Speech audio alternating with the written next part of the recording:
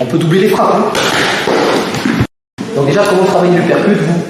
L'uppercut, c'est ça, c'est le point remontant au niveau du menton. En général, on peut le faire au corps aussi. Pour l'instant, c'est pas le sujet du cours de ce soir. On va le faire au niveau du visage et du menton.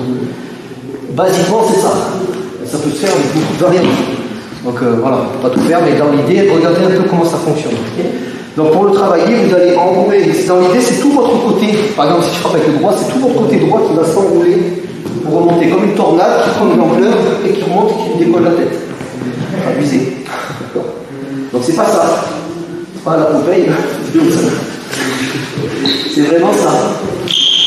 Et votre corps, c'est un soutien, c'est un appui. Donc vous envoyez, vous montez sur la pointe du pied et vous passez ici. Vous restez quand même en garde. Ça, c'est l'attaque. Maintenant, on commence à se défendre sur un truc comme ça. Donc il vient me chercher. Ne faites pas ça. C'est pas une uppercut. Vous devez être un attaquant convaincant. Si vous faites ça, mon petit, me chatouille la barbiche, c'est pas toi.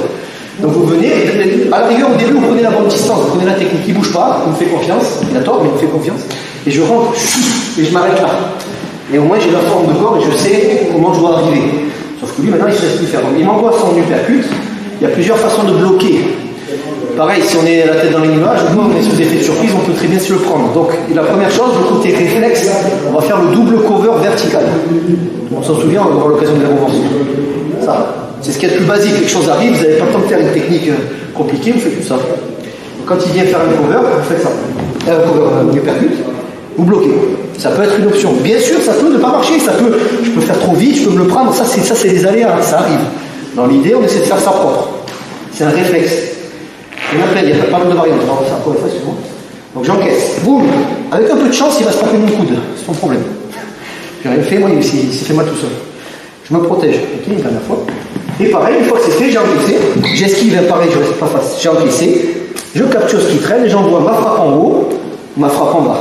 Obligation. On peut doubler les frappes, hein. Et ainsi de suite. Ceux qui connaissent les clés, peuvent faire des clés, et ainsi de suite selon votre niveau. Dernière fois, j'encaisse, je m'en fous où voit son bras après, hein, parce que je dois analyser. Son bras, il ne va pas arriver propre, ici, il ne va pas s'arrêter là, il va glisser. Donc je regarde s'il est en haut, il est en bas.